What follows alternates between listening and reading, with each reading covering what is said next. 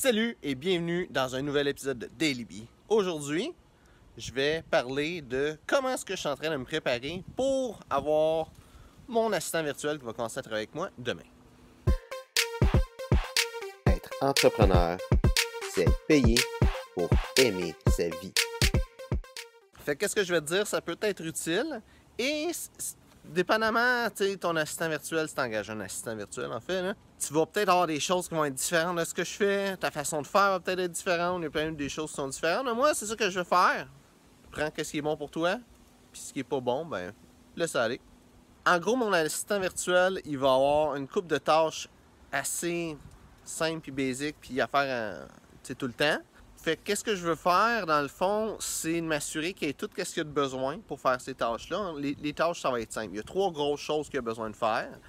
Il y a faire mes vidéos, faire le montage de mes vidéos, comme lui que tu es en train de regarder. Faire les thumbnails de ces vidéos-là et aussi d'autres photos, genre avec des citations, des trucs comme ça. Et la troisième chose, c'est de publier ces patentes-là qu'il va avoir faites finalement. Donc, pour être sûr que ça soit fait, ça veut dire qu'il a besoin d'avoir accès à des images, des citations et les vidéos que je vais avoir enregistrées finalement. Là. Fait que ma stratégie, l'outil que je vais utiliser pour ça, c'est Google Drive, tout simplement. Je ne vais pas rendre ça compliqué. Je vais faire un dossier Google Drive que je vais partager avec lui.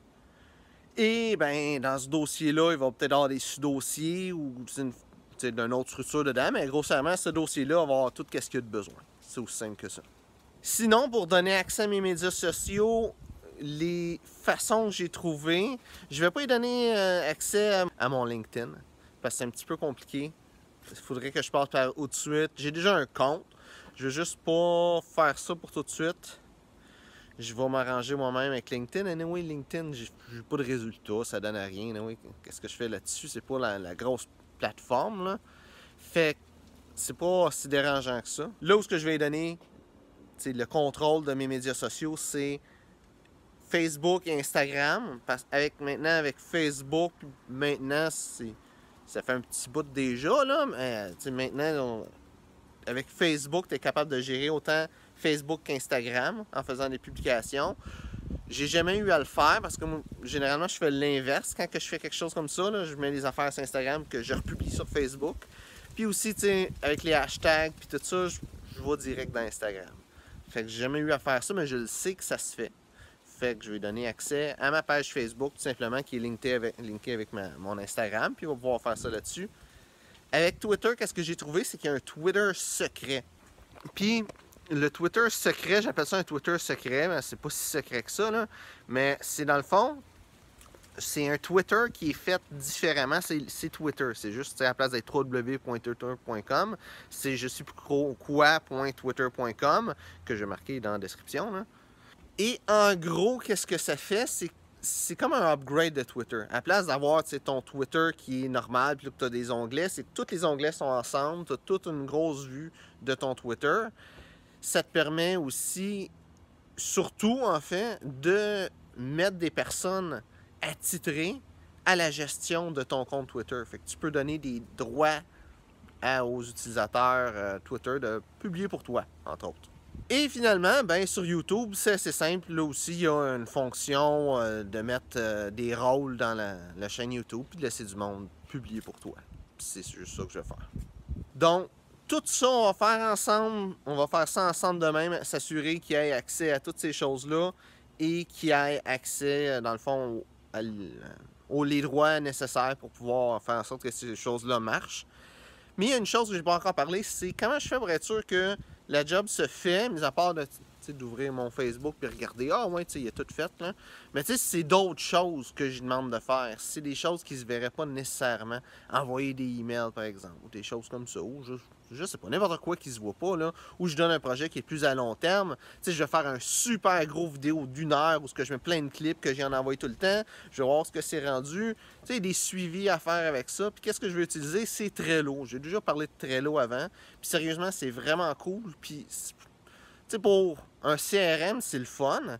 Mais Trello, c'est surtout pour la création et le suivi de projet. C'est là que ça a tout son potentiel. Avec un CRM aussi, mais avec la gestion de projet encore plus. Fait que c'est ça que je vais prendre.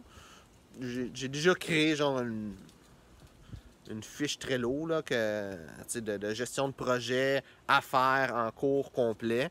Puis je vais utiliser chacune des étiquettes Trello. Les termes de Trello, je m'en souviens plus trop. Là. Mais je vais utiliser Trello pour gérer les projets. C'est des projets plus courts qui est ongoing. Ça va être vite fait, facile à faire, puis c'est facile à savoir où ce qu'on est rendu. Ou si en plein milieu de la journée, je peux juste checker sur Trello, voir où ce qui est rendu, puis c'est quoi qui reste à faire. Je peux mettre des priorités dans des projets, comme mettons, les vidéos que je fais Daily Bee, ben il faut que ça soit là à chaque jour. Je peux pas arriver puis le vendredi en sortir 3 back-à-back. Ça ferait pas en... ça marcherait, mais ce serait pas aussi hot que ça. Versus, tu as des affaires comme, j'ai mes boîtes, par exemple, pour mes parfums. Je veux avoir une nouvelle boîte. Fait que, si j'ai des choses à y faire ajouter, à faire une commande ou quoi que ce soit, ça peut attendre 2-3 jours, là, faire ces choses-là. Mais dans ce cas-là, il va pas avoir une priorité maximale là-dessus. Puis, si c'est pas fait, c'est pas fait. C'est tout de suite, il faut sûr que ça soit fait tout court, là. Mais ça me permet d'avoir aussi vraiment une plus grosse gestion de ce qui se passe. Puis là, il y a une personne que j'ai engagée, puis sérieusement, Trello, de faire ça,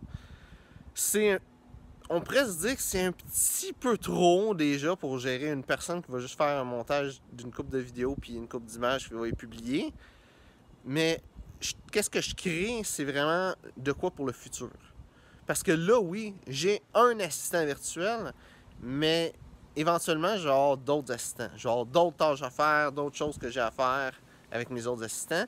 Puis quand je vais être rendu à 3, 4, 5 assistants, bien là, garder le fil de c'est quoi qui est en cours, ça va être un peu plus tough. Puis déjà d'avoir Trello d'installer, ça va pas faire en sorte que tout d'un coup, là, il faut que je crée Trello parce que là, ça marche plus mes affaires, puis là, il faut que j'implante de quoi.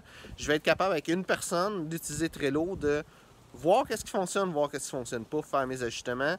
Quand c'est facile de faire les ajustements, quand j'ai pas un paquet de monde à qui appeler, dire « Hey, j'ai fait tel changement sur Trello », juste une personne à appeler, c'est le meilleur temps pour implanter ça. Quand c'est facile à faire. Pas quand tu es dans le besoin et que tu es obligé de le faire, puis tu es en stress, puis là, ça marche plus, puis c'est pas le bon temps dans ce temps-là. Vaut mieux se prendre d'avance. C'est ça que je veux faire. Merci d'avoir regardé la vidéo. Si tu as apprécié, like, partage. Si tu as des questions, mets ça dans les commentaires, ça me fait un plaisir d'y répondre. Merci d'avoir regardé la vidéo et on se voit une prochaine fois. Être entrepreneur, c'est être payé pour aimer sa vie.